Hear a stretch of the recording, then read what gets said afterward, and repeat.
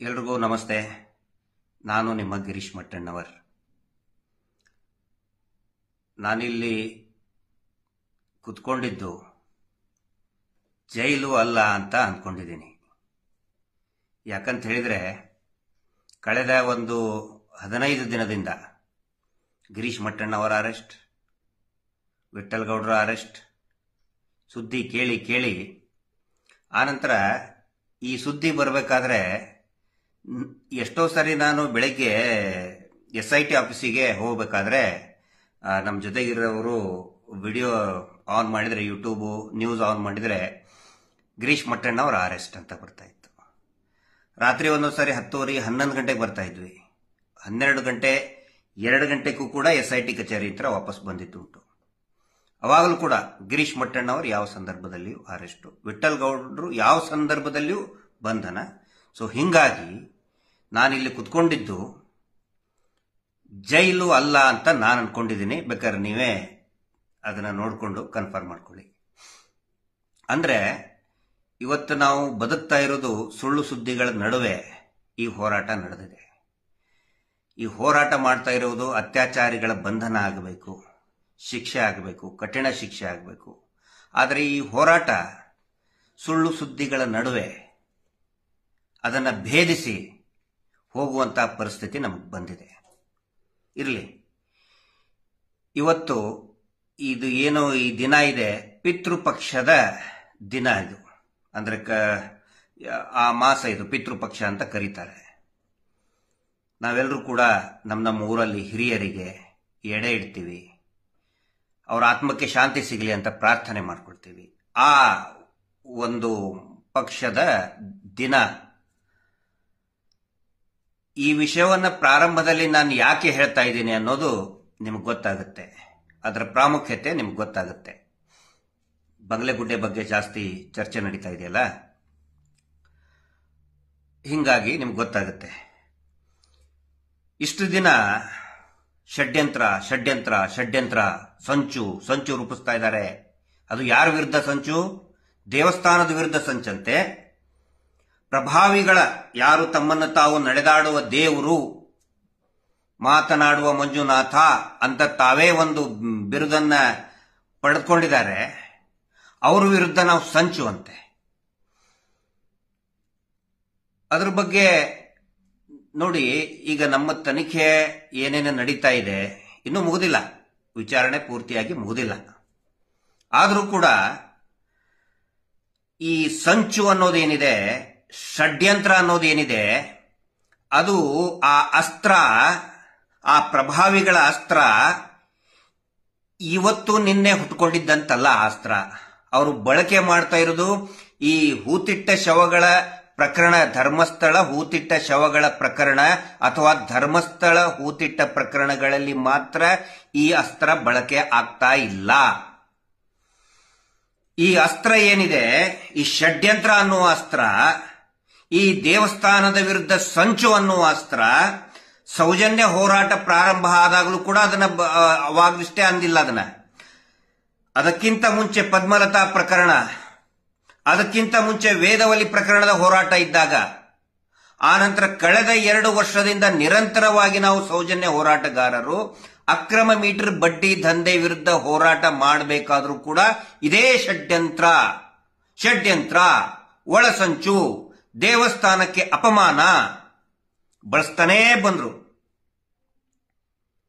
ಅದಕ್ಕೆ ಅನೇಕ ಸಭೆಗಳಲ್ಲಿ ನಾವೇ ಹೇಳ್ಕೊಳ್ತಾ ಇದ್ದೇವೆ. ವಿಶೇಷವಾಗಿ ನಾನು ಸೌಜನ್ಯ ಹೋರಾಟದ ಸಭೆಗಳಲ್ಲಿ, ಸಾರ್ವಜನಿಕ ಸಭೆಗಳಲ್ಲಿ ನಾನು ವಿನಂತಿ ಮಾಡಿಕೊಂಡಿದ್ದೆ ಸರ್ಕಾರಕ್ಕೆ, ದಯವಿಟ್ಟು ನಮ್ಮನ್ನ ಎನ್ಕ್ವೈರಿ ಮಾಡಿ, ತನಿಖೆ ಮಾಡಿ, ನಮ್ಮನ್ನ ಏನಾದ್ರೂ ನಾವು ಸಂಚು ಮಾಡ್ತಾ ಇದೀವ ಅಂತೇಳಿ ಮೊದಲು ನಮ್ಮಿಂದ ಶುರು ಆಗಲಿ ಅಂತ ನಾನು ಹೇಳ್ತಾ ಇದ್ದೆ.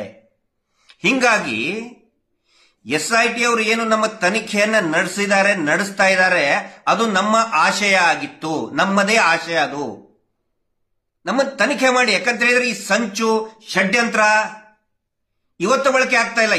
ಯಾವಾಗ ಆ ಧರ್ಮಸ್ಥಳದ ಕೊಲೆಗಡುಕರ ವಿರುದ್ಧ, ಭೂ ಕಬಳಿಕೆ ಮಾಡುವರ ವಿರುದ್ಧ, ಅಕ್ರಮ ಮೀಟರ್ ಬಡ್ಡಿ ದಂಧೆಯ ವಿರುದ್ಧ ಹೋರಾಟ ಮಾಡಬೇಕಾದ್ರೆ ಅಥವಾ ಅವರನ್ನ ಪ್ರಶ್ನೆ ಮಾಡಬೇಕಾದ್ರೆ ಅವರು ಬಳಸ್ತಾ ಇದ್ದಿದ್ದೇನು ದೇವಸ್ಥಾನದ ಹಿಂದೂ ದೇವಸ್ಥಾನದ ವಿರುದ್ಧ ಸಂಚು. ಅವರು ಹಿಂದೂ ದೇವಸ್ಥಾನ ಅಂತ ಯಾವತ್ತಿಗೂ ಬರ್ಕೊಂಡಿಲ್ಲ. ಅವರು ಆನ್ ರೆಕಾರ್ಡ್ ಅವ್ರು ಬರ್ಕೊಂಡುದು ಇದು ಜೈನ್ ಇನ್ಸ್ಟಿಟ್ಯೂಟ್. ಸುಪ್ರೀಂ ಕೋರ್ಟಿಗೆ ಬರೆದು ಕೊಟ್ಟಿದ್ದು ಇಟ್ಸ್ ಅ ಜೈನ್ ಇನ್ಸ್ಟಿಟ್ಯೂಟ್ ಮತ್ತು ಇಲ್ಲಿ ಹಿಂದೂಗಳಿಗೆ ಪೂಜೆ ಮಾಡುವ ಹಕ್ಕು ಇಲ್ಲ ಅನ್ನೋದನ್ನೇ ಬರೆದು ಕೊಟ್ಟಂತವರು. ಅವರ ಮೇಲೆ ಅಪಪ್ರಚಾರ ಅಂದ್ರೆ ಏನು ಆರೋಪಗಳು ಬಂದಾಗ ಅಪಪ್ರಚಾರ, ಹಿಂದೂ ದೇವಸ್ಥಾನಕ್ಕೆ ಅಪಪ್ರಚಾರ, ಒಳಸಂಚು, ಷಡ್ಯಂತ್ರ. ಅದರ ಸಲುವಾಗಿ ನಾವೇ ಹೇಳ್ಕೊಂಡಿದ್ವಿ ತನಿಖೆ ಮಾಡಿ. 10 ದಿನದಿಂದ ನಿರಂತರವಾಗಿ ನಮ್ಮ ತನಿಖೆ, 10 ಅಲ್ಲ 15 ದಿನದಿಂದ ಜಯಂತ್ ಅವರು, ನಮ್ಗಿಂತ ಮುಂಚೆ ಜಯಂತ್ ಅವರು, ಅಭಿಷೇಕ್ ಅವರು, ಯೂಟ್ಯೂಬರ್ಸ್ಗಳದ್ದು ನಿರಂತರವಾಗಿ ತನಿಖೆ ನಡೆದಿದೆ. ಏನಾದರೂ ಇಂಚಿಂಚು ಕೂಡ ನಮ್ದು ಜಾಲಾಡಿದ್ದಾರೆ. ನನ್ನ ಮೊಬೈಲು, ಇಮೇಲು, ಪ್ರತಿಯೊಂದು ದಾಖಲೆಗಳು ಇಂಚಿಂಚು ನಮ್ಮ ಯಾರ್ಯಾರು ಹೋರಾಟಗಾರರಿದ್ದೀವಿ, ಮಹೇಶ್ ಶೆಟ್ಟಿ ತಿಮ್ಮರೋಡಿ ಅವರು ಇರಬಹುದು, ಎಲ್ಲರದು ಕೂಡ ಇಂಚಿಂಚು ಜಾಲಾಡಿದ್ದಾರೆ. ಸಂಚು ಏನಾದ್ರೂ ಸಿಕ್ತಾ? ಅದನ್ನ SIT ಅವರು ತಕ್ಷಣ ಹೇಳಕ್ಕಾಗಲ್ಲ. ನಾವು ರಿಕ್ವೆಸ್ಟ್ ಮಾಡ್ಕೊಳ್ಳೋದು ರಾಜ್ಯ ಸರ್ಕಾರಕ್ಕೆ, ದಯವಿಟ್ಟು ಅದನ್ನ ಹೇಳಿ ಏನಾದ್ರೂ ಸಂಚಿದೆಯಾ. ಯಾಕೆಂದ್ರೆ 15 ದಿನವರೆಗೆ ಕಂಟಿನ್ಯೂಸ್ ಆಗಿ ತನಿಖೆ ಮಾಡಿದ್ರಲ್ಲ, ಏನಾದ್ರೂ ಸಿಕ್ತಾ?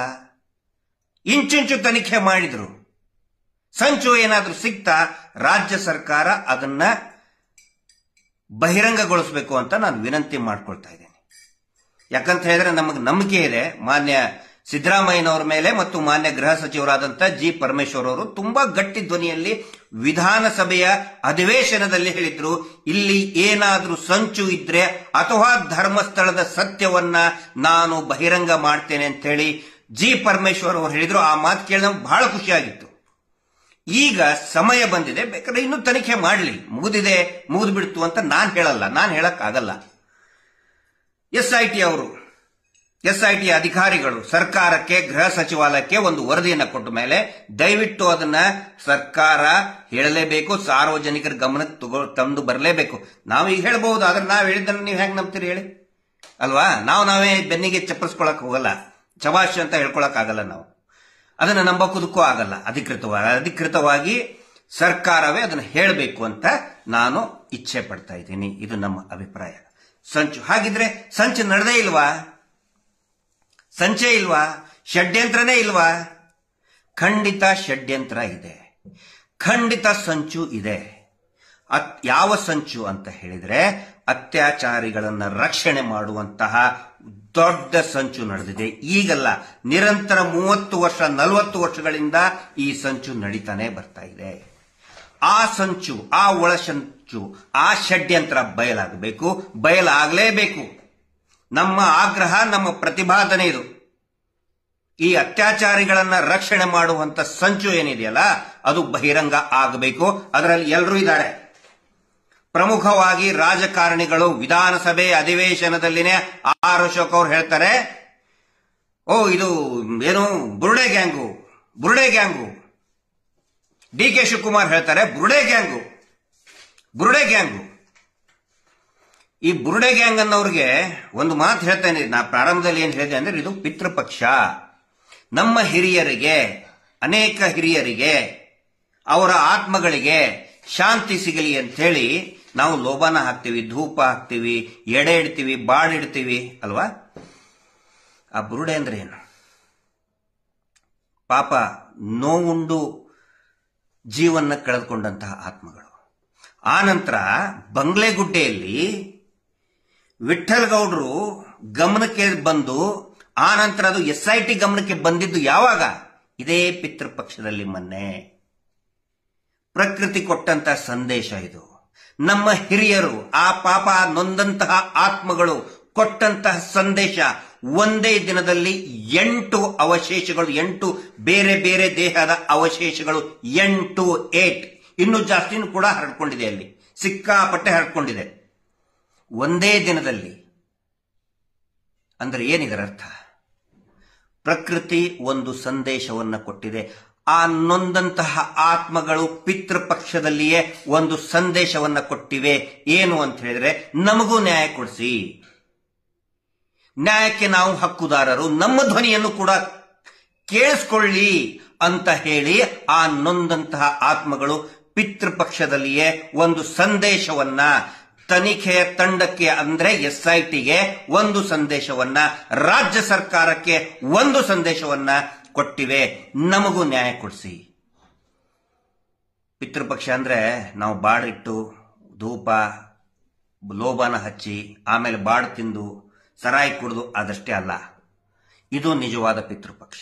ಇದನ್ನ ಯಾರು ಬುರುಡೆ ಗ್ಯಾಂಗ್ ಅಂದ್ರಲ್ಲ, ಆರ್ ಅಶೋಕ್ ಅವರು, DK ಶಿವಕುಮಾರ್ ಅವರು, ಇನ್ನು ಅನೇಕ ಟ್ರೋಲ್ ಪೇಜ್ಗಳಲ್ಲಿ ಕೆಟ್ಟದಾಗಿ ಬೈದ್ರಲ್ಲ, ದಯವಿಟ್ಟು ಆ ನೊಂದಂತಹ ಆತ್ಮಗಳಿಗೆ ನೀವು ಇನ್ಸಲ್ಟ್ ಮಾಡ್ತಾ ಇದ್ದೀರಿ. ನಮಗ್ ಮಾಡ್ತಾ ಇದ್ದೀರಿ ಗೊತ್ತಿದೆ, ನಾವು ಸಹಿಸ್ಕೋತೀವಿ. ಆದರೆ ನೊಂದಂತಹ ಆತ್ಮಗಳಿಗೆ ಇನ್ಸಲ್ಟ್ ಮಾಡಬೇಡಿ. ಆರ್ ಅಶೋಕ್ ಅವ್ರು ಏನ್ ಹೇಳ್ತಾ ಇದ್ರು? ಹಸಿ ಸುಳ್ಳು. ಮೊನ್ನೆ ಒಂದು ಟಿವಿ ಚಾನೆಲ್, ಬಹುಶಃ ಆರ್ ಕನ್ನಡದಲ್ಲಿ ಆರ್ ಅಶೋಕ್ ಅವರು ಹೇಳ್ತಾ ಇದ್ರು, ಹಸಿ ಸುಳ್ಳುಗಳನ್ನು ಹೇಳಿದ್ದಾರೆ ಆರ್ ಅಶೋಕ್ ಅವರು. ವಿರೋಧ ಪಕ್ಷದ ನಾಯಕರು, ಸನ್ಮಾನ್ಯ ವಿರೋಧ ಪಕ್ಷದ ನಾಯಕರಾದಂತ ಆರ್ ಅಶೋಕ್ ಅವರು ಏನು ಸುಳ್ಳು ಹೇಳ್ತಾರೆ ಅಂತ ಹೇಳಿದ್ರೆ ಅದೇ ಸಂಚು. ಇದರಲ್ಲಿ ಅತ್ಯಾಚಾರಿಗಳನ್ನ ಉಳಿಸಿಕೊಳ್ಳುವಂತ ಸಂಚು ಯಾವುದು? ಮೊದಲನೇದಾಗಿ ಆ ಆರ್ ಕನ್ನಡ ಚಾನೆಲ್ನಲ್ಲಿ ತುಂಬಾ ಚೆನ್ನಾಗಿ ಆ ಆಂಕರ್ ಪ್ರಶ್ನೆ ಮಾಡ್ತಾರೆ. ಪ್ರಶ್ನೆ ಮಾಡಿದಾಗ ಸ್ವತಃ ವೀರೇಂದ್ರ ಹೆಗಡೆ ಅವರೇ ನಿಮಗೆ ಕಾಲ್ ಮಾಡಿದ್ರಂತೆ, ಹೌದಾ ಅಂತ ಕೇಳಿದ್ರೆ ನೋ, ನೆವರ್ ಅಂತ ಹೇಳ್ತಾರೆ. ಆದರೆ ಆ ಪ್ರಭಾವಿ ವ್ಯಕ್ತಿ, ತಾನು ಮಾತನಾಡುವ ಮಂಜುನಾಥ ಅಂತ ಕರೆಸಿಕೊಳ್ಳುವಂತ ವ್ಯಕ್ತಿ 2013ರಲ್ಲಿ ಹೇಳ್ತಾರೆ, ನೋಡಿ ಸೌಜನ್ಯ ಪ್ರಕರಣ ನಡೆದಾಗ ತಕ್ಷಣವೇ ಗೃಹ ಸಚಿವರಿಗೆ ನಾನು ಫೋನ್ ಮಾಡಿದ್ದೆ. ಫೋನ್ ಮಾಡಿ ನಾನೇ ಅವರಿಗೆ ತಿಳಿಸಿದ್ದೆ, ಇದನ್ನ ಸರಿಯಾಗಿ ತನಿಖೆ ಮಾಡಬೇಕು ಅಂತ ನಾನೇ ಹೇಳಿದ್ದೆ ಅಂತ ಅವ್ರು ಹೇಳ್ತಾರೆ. ಆದರೆ ಆರ್ ಅಶೋಕ್ ಅವರು ಮೊನ್ನೆ ಆರ್ ಕನ್ನಡ ಚಾನೆಲ್ನಲ್ಲಿ ನೋ, ನೆವರ್, ನನಗೆ ಕಾಲೇ ಮಾಡಿಲ್ಲ ಅಂತ ಹೇಳ್ತಾರೆ. ಏನು ಆ ಪ್ರಭಾವಿಗಳು ಹೇಳಿಕೆ ಕೊಟ್ರಲ್ಲ, ಬರೀ ಅಷ್ಟೇ ಹೇಳಿಲ್ಲ ಅವರು, ಆರ್ ಅಶೋಕ್ ಅವರಿಗೆ ಫೋನ್ ಮಾಡಿದ್ದೆ ಅಂತ ಇಷ್ಟೇ ಹೇಳಿಲ್ಲ. ಅದರ ಜೊತೆಗೆ ಅದರ ಹಿಂದೆ ನೀವು ಗಮನಿಸಿ, ಆ ಪೂರ್ತಿ ವಿಡಿಯೋನ ಗಮನಿಸಿ. ಅದರಲ್ಲಿ ಹೇಳಿದ್ದಾರೆ, ಈ ತರ ಒಂದು ಇದನ್ನ ಹಿಡ್ಕೊಂಡು, ಏನೋ ಕಲರ್ ಜೆರಾಕ್ಸ್ ಪ್ರಿಂಟ್ಔಟ್ ಹಿಡ್ಕೊಂಡು, ನಮ್ಮ ಮಗು ಅಮೆರಿಕಾದಲ್ಲಿ ಇತ್ತು, ಇಲ್ಲಿ ಇರಲೇ ಇಲ್ಲ, ನಮ್ಮ ಮಗು ಅಮೆರಿಕಾದಲ್ಲಿ ಇತ್ತು ಅಂತ ಹೇಳಿದ್ದಾರೆ. ಹಂಗಿದ್ರೆ ಅದು ಕೂಡ ಸುಳ್ಳೆ ಅಲ್ವಾ? ಇಲ್ಲಿ ಸ್ವತಃ ಆರ್ ಅಶೋಕ್ ಹೇಳ್ತಿದ್ರೆ ನನಗೆ ಕಾಲೇ ಮಾಡಿಲ್ಲ ಅಂತ ಹೇಳ್ತಾರೆ ಅವರು. ಅಂದ್ರೆ ನಮ್ಮ ಮಗು ಅಮೆರಿಕಾದಲ್ಲಿ ಇತ್ತು ಅಂತ ಹೇಳಿದ್ದು ಕೂಡ ಸುಳ್ಳು ಅಂತ ಸಾರ್ವಜನಿಕರಾಗಿ ನಾವು ಭಾವಿಸಬೇಕಲ್ವಾ? ಯಾಕಂದ್ರೆ ಇಲ್ಲಿ ಆರೋಪ ಇದ್ದಿದ್ದು ಆ ಮಗು ಮೇಲೆ ಇಷ್ಟೇ ಅಲ್ಲ, ಮಗುವಿನ ಅಣ್ಣನ ಮೇಲೇನೂ ಇದೆ, ಆ ಮಗುವಿನ ಅಪ್ಪನ ಮೇಲೇನೂ ಇದೆ, ಅವರ ದೊಡ್ಡಪ್ಪ ಏನು ಬಡ್ಡಿ ಪೂಜ್ಯರು ಅಂತ ಖ್ಯಾತಿ ವ್ಯಕ್ತರಿದ್ದಾರೆ ಅವ್ರ ಮೇಲೂ ಇದೆ. ಎಲ್ಲರೂ ಸೇರೆ ಸೌಜನ್ಯಾಳ ಅತ್ಯಾಚಾರದಲ್ಲಿ ಅವರೆಲ್ಲರೂ ಕೂಡ ಒಂದಿಲ್ಲ ಒಂದು ರೀತಿಯಲ್ಲಿ ಭಾಗಿಯಾಗಿದ್ದಾರೆ ಅನ್ನುವಂಥದ್ದು ಎಲ್ಲರಿಗೂ ಕೂಡ ಗೊತ್ತಿದೆ ಸ್ವಾಮಿ. ಅವರನ್ನ ರಕ್ಷಣೆ ಮಾಡುವುದಿದೆಯಲ್ಲ, ಆರ್ ಅಶೋಕ್ ಅಂತ ವಿರೋಧ ಪಕ್ಷದ ನಾಯಕರು, ಅದು ಸಂಚು ನಡೀತಾ ಇರೋದು. ಆ ನಂತರ ಸುರೇಶ್ ಕುಮಾರ್ ಅವರು ಉತ್ತರ ಕೊಡಬೇಕು. ಯಾಕಂದ್ರೆ ಬಹಳ ಪ್ರಜ್ಞಾವಂತರು ಅಂತ ಹೆಸರು ಮಾಡ್ಕೊಂಡವರು ಸುರೇಶ್ ಕುಮಾರ್ ಅವರು ಇರ್ಬೋದು, ಆರ್ ಅಶೋಕ್ ಅವರು ಇರ್ಬೋದು, DK ಶಿವಕುಮಾರ್ ಅವರು ಇರ್ಬೋದು. ಅರೆ ಯಾವುದು ಮಹೇಶ್ ಶೆಟ್ಟಿ ತಿಮ್ರೋಡಿ ಅವರದು 2 ವರ್ಷದ ಒಂದು ವಿಡಿಯೋ, ಅದು forged morphed video, morphed cut edit paste ಮಾಡಿದಂತ ವಿಡಿಯೋನ ಇಟ್ಕೊಂಡು, ಅಯ್ಯೋ ಮುಖ್ಯಮಂತ್ರಿಗಳಿಗೆ ಹಿಂಗ ಅಂದ್ಬಿಟ್ರು, ಮುಖ್ಯಮಂತ್ರಿಗಳಿಗೆ ಹಂಗ್ ಬಂದ್ಬಿಟ್ರು, ಅರೆಸ್ಟ್ ಮಾಡಿ, ಏನ್ ಮಾಡ್ತಾ ಇದ್ರಿ ಮುಖ್ಯಮಂತ್ರಿಗಳು ವಿಧಾನಸಭೆಯಲ್ಲಿ ಕೇಳಿದವರು. ಇಲ್ಲಿ ಧರ್ಮಸ್ಥಳ ಗ್ರಾಮದ ಪ್ರಭಾವಿ ವ್ಯಕ್ತಿ ಏನೋ ಮಾನ್ಯ ಗೃಹ ಸಚಿವರ ಪದವನ್ನೇ ದುರ್ಬಳಕೆ ಮಾಡ್ಕೊಂಡ್ರಲ್ಲ, ಯಾರಿಗೂ ಏನಿಸ್ತಾ ಇಲ್ವಾ? ಆರ್ ಅಶೋಕ್ ಅವರೇ ಸ್ವತಃ ನೀವೇ ಗೃಹ ಸಚಿವರಿದ್ದವರು, ನಿಮ್ಮ ಹೆಸರು ಅಷ್ಟೇ ಅಲ್ಲ, ನಿಮ್ಮ ಪದನಾಮವನ್ನ ಹೋಮ್ ಮಿನಿಸ್ಟರ್ ಅನ್ನುವಂತ ಒಂದು ಅತಿ ಮುಖ್ಯ ಪದನಾಮವನ್ನ ಈ ಏನು ಪ್ರಭಾವಿಗಳು, ನೀವೇನು ಶ್ರೀಗಳು, ನಡೆದಾಡುವ ದೇವರು ಅಂತ ನೀವು ಕರಿತೀರಲ್ಲ, ದುರ್ಬಳಕೆ ಮಾಡ್ಕೊಂಡ್ರಲ್ಲ, ಅದ್ರ ಬಗ್ಗೆ ಮಾತಾಡ್ಬೇಕಲ್ವಾ? ಯಾಕೆ ಮಾತಾಡ್ತಾ ಇಲ್ಲ? ಒಂದು ಗೃಹ ಸಚಿವ ಹುದ್ದೆಯನ್ನೇ ದುರ್ಬಳಕೆ ಮಾಡಿಕೊಂಡಿದ್ದಾರೆ. ಅದು ಯಾರು? ನಾನು ಮಾತನಾಡುವ ಮಂಜುನಾಥ ಅನ್ನುವಂತ ವ್ಯಕ್ತಿ. ಮಂಜುನಾಥ ರೀ ನಮ್ಮ ದೇವರು, ನಮ್ಮ ದೇವರನ್ನ ಬಳಕೆ ಮಾಡ್ಕೊಳ್ತಾ ಇದ್ದಲ್ರಿ ಅವರು. ನಮ್ಮ ಹಿಂದೂಗಳಿಗೆ ಮತ್ತು ಮಂಜುನಾಥನನ್ನ ನಂಬದವರಿಗೆ ದ್ರೋಹ ಅಲ್ವಾ? ಸಮೀರ್ ಮಾತಾಡಿದ್ದು ಸಾರ್ವಜನಿಕರಿಗೆ ಮಿಸ್ಗೈಡ್ ಮಾಡ್ತಾ ಇದ್ದಾರೆ ಅಂತ ಹೇಳಿ ಮಂಗಳೂರಿನ ಜಿಲ್ಲಾ SP ಅವರು, ಧರ್ಮಸ್ಥಳದ police station SHO, Belthangady circle inspector, ಸಾರ್ವಜನಿಕರಿಗೆ ತಪ್ಪು ಮಾಹಿತಿ ಕೊಡ್ತಾ ಇದ್ದಾರೆ ಅಂತೇಳಿ ಸಮೀರ್ ಮೇಲೆ ಸೋಮೋಟು ಮಾಡಿಕೊಂಡ್ರಲ್ಲ, ಯಾಕೆ ಈ ಪ್ರಭಾವಿ ವ್ಯಕ್ತಿಯ ಮೇಲೆ ಸುಳ್ಳು ಹೇಳಿದಂತಹ ಗೃಹ ಸಚಿವರನ್ನೇ ನಾನು ಮಾತಾಡಿದೆ ಅಂತ ಸುಳ್ಳು ಹೇಳಿದಂತಹ ವ್ಯಕ್ತಿಯ ಮೇಲೆ ಯಾಕೆ ಸೋಮೋಟೋ ಕೇಸಿಲ್ಲ? ಈ ಪ್ರಶ್ನೆಗೆ ಉತ್ತರ ಕೊಡಬೇಕು. ಹೋರಾಟಗಾರರಿಗೊಂದು ಕಾನೂನು, ಅತ್ಯಾಚಾರಿಗಳಿಗೊಂದು ಕಾನೂನಾ? ಪ್ರಭಾವಿಗಳಿಗೊಂದು ಕಾನೂನು, ಜನಸಾಮಾನ್ಯರಿಗೆ ಯೂಟ್ಯೂಬರ್ ಸಮೀರ್ಗೊಂದು ಕಾನೂನಾ? ಎಷ್ಟು ಯೂಟ್ಯೂಬ್, ಸಮೀರ್ ಒಂದೇ ಅಲ್ಲ, ಎಷ್ಟು ಯೂಟ್ಯೂಬರ್ಗಳ ಮೇಲೆ, ಅಜಯ್ ಅಂಚನ್ ಮೇಲೆ, ಸಂಚಾರಿ ಸ್ಟುಡಿಯೋ ಮೇಲೆ, ಅದೆಷ್ಟು ಯೂಟ್ಯೂಬರ್ಗಳ ಮೇಲೆ ನೀವು ಕೇಸ್ ರಿಜಿಸ್ಟರ್ ಮಾಡಿದ್ರಿ? ಅಂದ್ರೆ ಪ್ರಶ್ನೆ ಮಾಡತಕ್ಕಂತಹ ಯೂಟ್ಯೂಬರ್ ಮೇಲೆ ಇಮಿಡಿಯೇಟ್ ಆಗಿ ಕೇಸ್ ರಿಜಿಸ್ಟರ್ ಮಾಡಿಬಿಡುದು. ಆದ್ರೆ ಈ ವ್ಯಕ್ತಿ ನಕಲಿ ದೇವಮಾನವ 420 ಗೃಹ ಸಚಿವರ ಪದನಾಮವನ್ನೇ ದುರ್ಬಳಕೆ ಮಾಡ್ಕೊಂಡ್ಬಿಟ್ನಲ್ಲ, ಅವನ ಮೇಲೆ, ಆ ವ್ಯಕ್ತಿಯ ಮೇಲೆ ಯಾಕೆ ಕೇಸ್ ಇಲ್ಲ ಅನ್ನೋದನ್ನ ನಾನು ಕೇಳ್ತಾ ಇದ್ದೇನೆ. ಇದು ಒಳಸಂಚು. ಅತ್ಯಾಚಾರಿಗಳನ್ನ ರಕ್ಷಣೆ ಮಾಡ್ತಾ ಇರೋದೇ ಒಂದು ದೊಡ್ಡ ಒಳಸಂಚು. ಇತ್ತೀಚೆಗೆ ನೋಡಿದೇವಲ್ಲ, ಯಾವನ ಕುಡುಕ ಸುಮಂತ್ ಅಂತ ಹೇಳಿ ನನ್ನ ಆಡಿಯೋ ಕೇಳಿದೆ ಒಂದಿಷ್ಟು 4 ಜನ ಯೂಟ್ಯೂಬರ್ನ ಕೊಂದು ಹಾಕ್ಬೇಕಂತೆ. ಇದು ಗೊತ್ತಿರುವುದೇ ನಮಗೆ, ಅದನ್ನ ಅವನು ರಿವೀಲ್ ಮಾಡಿದಾನೆ. ಇದು ನಮಗೆಲ್ಲ ಗೊತ್ತಿದೆ. ಅಲ್ಲಿ ಗಲಾಟೆ ಮಾಡಬೇಕು, ಹೊಡೆದಾಟ ಆಗಬೇಕು, ನಮ್ಮನ್ನು ಪ್ರವೋಕ್ ಮಾಡಬೇಕು, ನಾವು ಒಂದು ಮಹೇಶ್ ಶೆಟ್ಟರು ಹುಡುಗರು ಕೂಡ ಹೊಡಿಬೇಕು, ರಕ್ತಪಾತ ಆಗಬೇಕು, SIT ನಿಲ್ಬೇಕು. ಇದು ಒಳಸಂಚು. ಇದರ ತನಿಖೆ ಆಗಬೇಕು, ಆಗಲೇಬೇಕು. ಬುರುಡೆ ಗ್ಯಾಂಗ್ ಅಂತೆ, ಯಾವ್ಯಾರು ಬುರುಡೆ ಗ್ಯಾಂಗ್ ಅಂತಿದ್ದಾರೆ ಅವರೆಲ್ಲರ ತನಿಖೆ ಆಗುವವರೆಗೆ ನಾನು ಸುಮ್ಮನೆ ಕೂತ್ಕೊಳ್ಳಲ್ಲ. ಈಗಾಗಲೇ ಹೈಕೋರ್ಟಿನ ಮೆಟ್ಟಲೇರಿದೆ, ಸುಪ್ರೀಂ ಕೋರ್ಟಿನ ಮೆಟ್ಟಲು ಕೂಡ ಏರಾಗಿದೆ. ನಾವು ಯಾರನ್ನು ಕೂಡ ಸುಮ್ಮನೆ ಬಿಟ್ಕೊಳ್ಳಲ್ಲ. ಇದು ಗೊತ್ತಿರಲಿ. ಒಳಸಂಚು ಬಯಲಾಗಲೇಬೇಕು. ನಾನು ಮಾನ್ಯ ಗೃಹ ಸಚಿವರಿಗೆ ವಿನಂತಿ ಮಾಡ್ಕೊತಾ ಇದ್ದೇನೆ, ಈ ಅತ್ಯಾಚಾರಿಗಳನ್ನ ರಕ್ಷಣೆ ಮಾಡೋದಕ್ಕೆ ಏನೇನು ಒಳಸಂಚು ಬಂತು ಅದೆಲ್ಲವೂ ಕೂಡ ಬಯಲಾಗಬೇಕು. ಇಲ್ಲ ಅಂತ ಹೇಳಿದ್ರೆ ಬರೀ ಒಂದ್ ಸೈಡ್ ಬುರುಡೆ ಗ್ಯಾಂಗ್ ಅಂತ ಹೇಳಿದ್ರು ನಾವು ಅನಿಸ್ಕೊಂಡು ಯಾಕಂತ ಹೇಳಿದ್ರೆ ನಮಗಾಗ್ತಾ ಇರುವಂತಹ ಅಪಮಾನ ಅವಳಿಗೆ ಏನಾಗಿದೆಯಲ್ಲ, ಆನಂತರ ಅನೇಕ ಜನರಿಗೆ ಅತ್ಯಾಚಾರ ಆಗಿ ಕೊಲೆಯಾಗಿ ಸತ್ತು ಹೋಗಿದಾರಲ್ಲ, ಅವರಿಗೆ ಆದಂತಹ ನೋವು ಅವಮಾನದ ಮುಂದೆ ನಮ್ಮದು ಏನೂ ಇಲ್ಲ ಅನ್ನೋ ಒಂದೇ ಒಂದು ಕಾರಣಕ್ಕೆ ನಾವು ಸುಮ್ಮನೆ ಇಟ್ಟಿದ್ದೀವಿ. ಆದರೆ ಈ ಒಳಸಂಚು ಚಿನ್ನಯ್ಯನ ಬಗ್ಗೆ ಬರ್ತದೆ ಈಗ. ಹಾಗಿದ್ರೆ ಈಗ ಬಂಗ್ಲೆಗುಡ್ಡದಲ್ಲಿ ಸಿಗ್ತಾ ಇದೆಯಲ್ಲ ಚಿನ್ನಯ್ಯ, ಯಾಕೆ ತೋರಿಸಲಿಲ್ಲ? ಅದರಲ್ಲಿನೂ ಕೂಡ ಒಂದು ಒಳಸಂಚು ನಡೆಯಿತು. ನೇರವಾಗಿ ನನ್ನ ಕಿವಿಗೆ ಬಿದ್ದಿದ್ದು ನಾನು ಹೇಳ್ತಾ ಇದ್ದೇನೆ, ನೇರವಾಗಿ ನನ್ನ ಕಿವಿಗೆ ಬಿದ್ದಿದ್ದು. ಯಾವಾಗ ಇವನು ಚಿನ್ನಯ್ಯ ವ್ಯತಿರಿಕ್ತ ಹೇಳಿಕೆಯನ್ನು ಕೊಟ್ಟ ನನಗೆ ಗೊತ್ತೇ ಇಲ್ಲ, ಆವಾಗ ಚಿನ್ನಯ್ಯನ ಸ್ವಂತ ಒಡ ಹುಟ್ಟಿದ ಅಕ್ಕನ ನನಗೆ ಫೋನ್ ಮಾಡಿ, ಸರ್ ನನಗೆ ರಾಕೇಶ್ ಶೆಟ್ಟಿ ಫೋನ್ ಮಾಡಿದ್ದ, ಹೆದರಿಕೆ ಹಾಕ್ತಾ ಇದ್ದಾನೆ, ಅಥವಾ ಇನ್ನೇನಾದ್ರೂ ಬೇಕಾ, ಎರಡೂ ಕೇಳಿದಾನೆ, ಏನಾದ್ರೂ ಬೇಕಾ ಸರ್, ನನ್ನ ಮಣ್ಣನಿಗೆ SITಗೆ ಹ್ಯಾಂಡ್ ಓವರ್ ಮಾಡಬಾರ್ದು. ಯಾಕಮ್ಮ ಮಾಡಬಾರ್ದು? ಇಲ್ಲ ಸರ್, ಅವನಿಗೆ ಎಲ್ಲಾ ಗೊತ್ತಿದೆ. ನಮ್ಮ ತಮ್ಮನಿಗೆ ಅಣ್ಣ ಅಲ್ಲ, ಅವನಿಗೆ ತಮ್ಮ ಆಗಬೇಕು ಚಿನ್ನಯ್ಯ, ಅವಳಿಗೆ ನನ್ನ ತಮ್ಮನಿಗೆ ಎಲ್ಲಾ ಪ್ರತಿಯೊಂದು ಗೊತ್ತಿದೆ. ಅವನನ್ನ ಅರೆಸ್ಟ್ ಮಾಡಿದರೆ ವಾಪಸ್ ಬರಲ್ಲ ಸರ್, ದಯವಿಟ್ಟು ಅವನ್ನ ಏನೋ ಹ್ಯಾಂಡ್ ಓವರ್ ಮಾಡಬೇಕು, ಹೋಗಬೇಡಿ. SIT ಅವ್ರಿಗೆ ನಾನು ಕೇಳ್ಕೊತೀನಿ, ಅವನಿಗೆ SITಗೆ ಹ್ಯಾಂಡ್ ಓವರ್ ಮಾಡಬಾರ್ದು. ಒಳಸಂಚು ನಡೆಸಿದವ್ರು ಯಾರು? ರಾಕೇಶ್ ಶೆಟ್ಟಿ ಹೆಸರು ಯಾಕೆ ಹೇಳಿದ್ಲ ಅವಳು? ಅವ್ರ ತನಿಖೆ ಯಾಕಿಲ್ಲ? ಆಗ್ಬೇಕೋ ಬೇಡ? ನಾವೆಲ್ಲ ಅನಿಸ್ಕೊಂಡು ನ್ಯಾಯ ಸಿಗುತ್ತೆ ಸುಮ್ಮನೆ ಇದ್ದೀವಿ. ಆರ್ ಅಶೋಕ್ ಅವರು ಇನ್ನೊಂದು ಹೇಳ್ತಾರೆ, ಹಸಿ ಸುಳ್ಳು.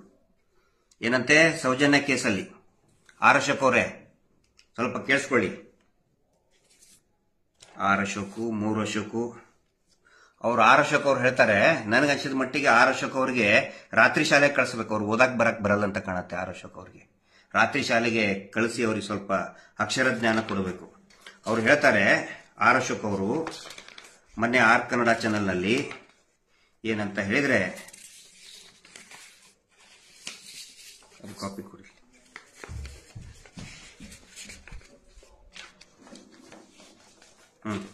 ಇಲ್ಲಿದೆ. ಯಾವುದೇ ಅಂದ್ರೆ ಸಾಕ್ಷ್ಯ ಆಧಾರದ ಕೊರತೆಯಿಂದ ಸಂತೋಷ್ ರಾವ್ ರಿಲೀಸ್ ಆದಂತೆ, ಸಾಕ್ಷ್ಯ ಆಧಾರಗಳ ಕೊರತೆಯಿಂದ. ಆರ್ ಅಶೋಕ್ ಅವರೇ ಸ್ವಲ್ಪ ದಯವಿಟ್ಟು ಹೋಮ್ವರ್ಕ್ ಮಾಡ್ಕೊಂಡು ಬನ್ನಿ. ಯಾವ್ದಾದ್ರು ಟಿವಿ ಚಾನೆಲ್ಗೆ ಹೋಗ್ಬೇಕಾದ್ರೆ, ಅಧಿವೇಶನಕ್ಕೆ ಹೋಗ್ಬೇಕಾದ್ರೆ ಸ್ವಲ್ಪ ಹೋಮ್ವರ್ಕ್ ಮಾಡ್ಕೋಬೇಕಂದ್ರೆ, ಯಾಕಂದ್ರೆ ನೀವು ಬಹಳ ದೊಡ್ಡ ಪದವಿಯಲ್ಲಿದ್ದೀರಿ. ಇದು order copy in the court of the additional city civil and session judge, POCSO ಕೇಸಲ್ಲಿ ಕೋರ್ಟ್ ಅಲ್ಲಿ ಆದಂತಹ ಆದೇಶ ಪ್ರತಿ ಇದು. ಆರ್ ಅಶೋಕ್ ಅವರಿಗೆ ಇದನ್ನು ಸಮರ್ಪಣೆ ಮಾಡ್ತಾ ಇದ್ದೀನಿ.